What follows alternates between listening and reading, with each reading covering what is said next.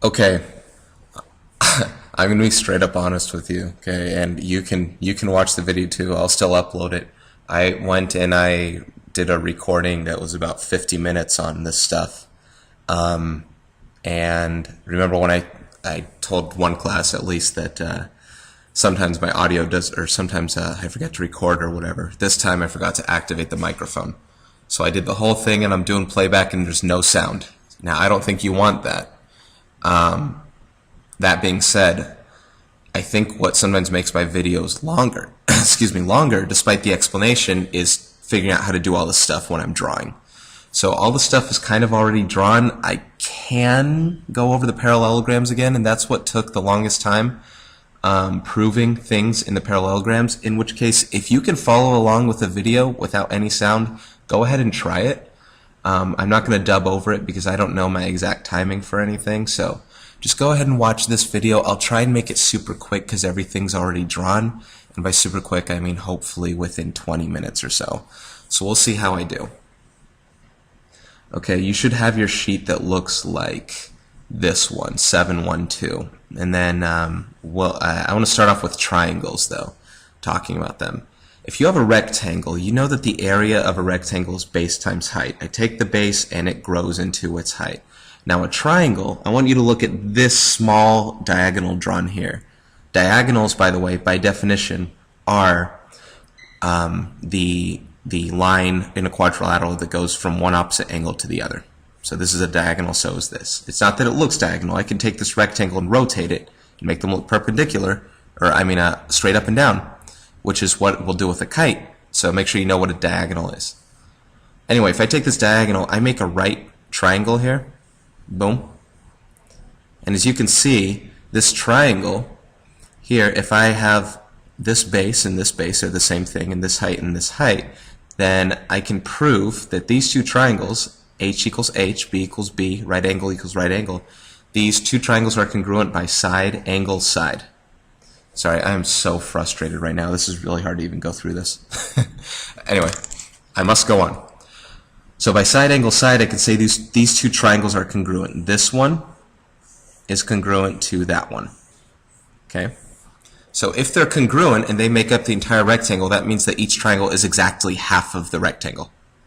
Right? So in this triangle, the area of it is base times height divided by 2. I take half of base times height. So the area of a triangle is 1/2 base times height. And then I used this here to say it doesn't matter how I draw it, as long as the base is still the same from end to end, the base is still the same, and as long as your height is that measure that's drawn perpendicularly from your base. Your height and your base are always perpendicular. Okay, moving on. I'm going with parallelograms now. And in my first video, if you do want to look at it, you'll see that I do a lot of drawings in here. I spend time proving the properties to be true, so that way you're used to seeing what they look like when you have these sides, and not only are they parallel, but they're also congruent with one another, like this side and this side here, etc. I might as well mark those. Opposite sides are parallel, should look like that. Okay. Opposite sides are congruent here again. And this one's kind of important here. Adjacent angles are supplementary. This is one that I showed in the video, and I'm going to make it pretty quick. If I take this and copy and paste, I clone my parallelogram, you'll see that if I line up one angle end with another, I end up making 180 degrees. This always happens with the same parallelogram twice. So if I take this angle here, it is technically adjacent with that guy there. They're neighboring each other. They're not opposite. And these two guys run supplementary. And if you figure out this one's supplementary with this one, I don't know why I typed a V. That should be Control V.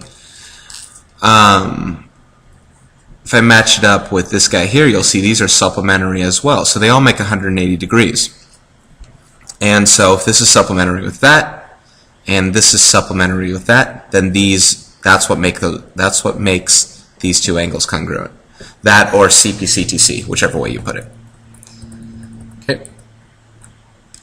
And diagonals bisect each other, and bisecting simply means that it divides the sides into two. So this is congruent with this, and this is congruent with this. I think I must have said that with the rectangles. Okay, the proof that our area is base times height. This is what we're trying to prove.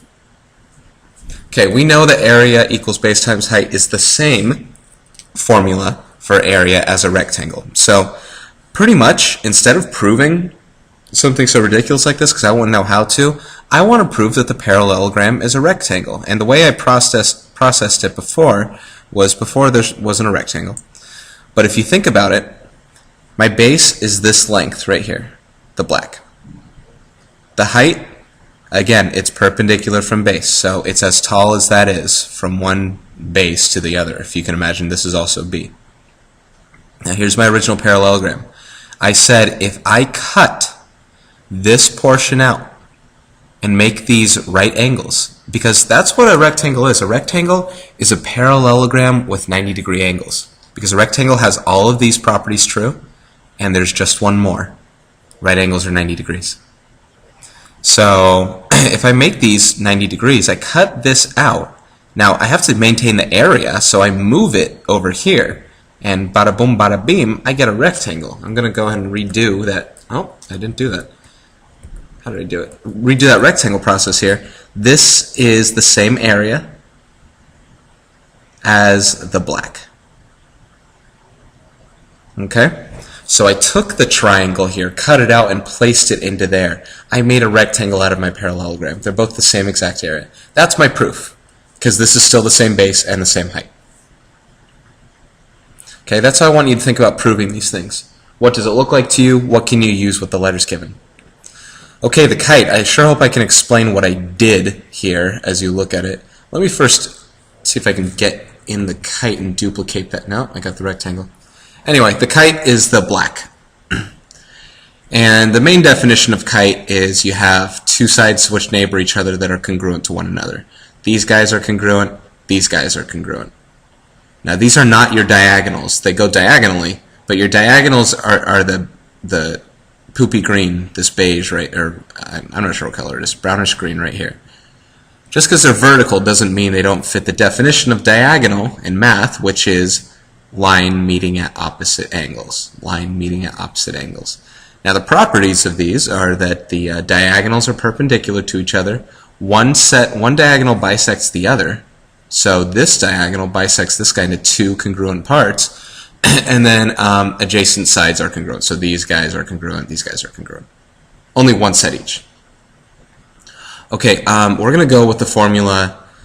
If you're given this formula, we say prove this is the formula. Okay, D1 times D2, where D1 and D2 are your diagonals. Here's D1, here's D2. I would have preferred to write it the other way, but that's okay. So what I did was I said, if I take a rectangle with the same width and height, or with the same base and height, so I take this width, this D2, and I make a rectangle with that same base width. And then I go height right here with the same length as D1. Then the area of my rectangle would be base times height, obviously, but it would also be D1 times D2. Now the question is, what's the area of the kite? So what you can do is you're given that the, how do I say it? Remember when we did this rectangle back here, we did this diagonal first, it divides it into two congruent triangles. I already proved that a diagonal divides the rectangle to prove two congruent triangles. So check out this guy here. This diagonal. See this rectangle right here? This diagonal divides this and this into two congruent triangles. Same with this rectangle right here. That divides, this divides into two triangles congruent, this one and this one, the blue and the white, etc. This divides into two congruent triangles, etc. So all of these are exactly half the areas of each of these, if you want to think of it that way. So the white area is exactly half of this rectangle, and the blue is exactly another half. In fact, I could take this blue, and if you look at it, I could take this piece, form it, bring it over here and form it, and take this piece, bring it up here, this piece, bring it up here. I can make two separate kites out of this if I wanted to. Okay, so the kite is exactly half this rectangle, but I do it in terms of what I know from the kite, and that's its diagonals. If I can get the lengths of the diagonals, D1 and D2, then I can use this formula for it. Because you won't have the actual rectangle, but that's the thing. I use the rectangle to prove that one. Okay, the trapezoid.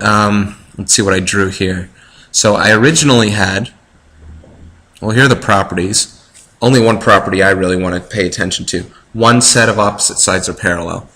B1 and B2, if I consider these my bases at different lengths, they are opposite sides and they are parallel. These ones aren't necessarily parallel. If they were, I would have a rectangle again. Or, well, I guess I could have a parallel. Sorry, a bell just rang. I guess I would have a parallelogram. But anyway, trapezoid normally has these things sticking out. You'll see it that way. This is an isosceles trapezoid, and the thing is, you won't always know. You know, they won't always stick out like this. Sometimes they can stick out. You know, I can make it look like that instead. This is still a trapezoid. Okay. So you just never know. So what I do here is I draw a diagonal through it. And I make two triangles. Now these triangles aren't congruent. In fact, that's the exact thing about this, is that they're not congruent. So you're going to do something about this. That's why one's called base 2, the other one's called base 1. These are different base lengths. Compared to a kite, well, compared to a parallelogram, I have a base down here and a base up here. Yeah, they're in different spots, you know, left and right. But these are still length B. This one down here, this one's wider than this one. Not that you can assume these to be drawn to scale, but the whole point of a trapezoid is that these guys aren't parallel, so these can be different lengths. So I have two triangles here. I have one right here, and I have one right here. And essentially what I'm going to do is to find the area of the trapezoid, I'm going to find the area of this triangle and the area of this triangle, and I will add them together. And that will give me the area of my trapezoid. So you have down here what I already wrote, the area of triangle 1, which is this triangle right here. Triangle 1 is base 1/2 base times height. We already know that that's the area of all triangles. So I take the base and the height, which goes from the base all the way to as high as the triangle goes, perpendicularly to its base, and I multiply them together, and then I take half of it, or divide them by 2. So that's my area of the first one. My second one's the same way. Here's my base, B2. My height goes from my base perpendicularly all the way down to its lowermost point down here, and that's my height, H. Now these are the same H. They're no different. They're both this tall, from base to tip, from base to tip. Okay? Well, the tip's over here, but you understand. So those are my two areas. Now if I add them together, you could do essentially combine like terms or whatever you need to do. What I'm going to do is I'm going to take the 1/2 and the H, and I'm going to factor it out of both terms here because it's common. All that's left is B1 and B2. And to format it kind of appropriately, so you kind of have a method to do it, I keep the 1/2 in front, and then I do B1 plus B2 and times H. To double check, if you know the distributive property, I can distribute the 1/2 into the B1 and B2, and then multiply those all by H, distribute that into there as well, and I'll get back up here. Okay, but this is a more collapsed and condensed version. But this is the proof of this trapezoid. Dividing the triangles, dividing into two separate triangles, taking the areas of each, and then doing it that way.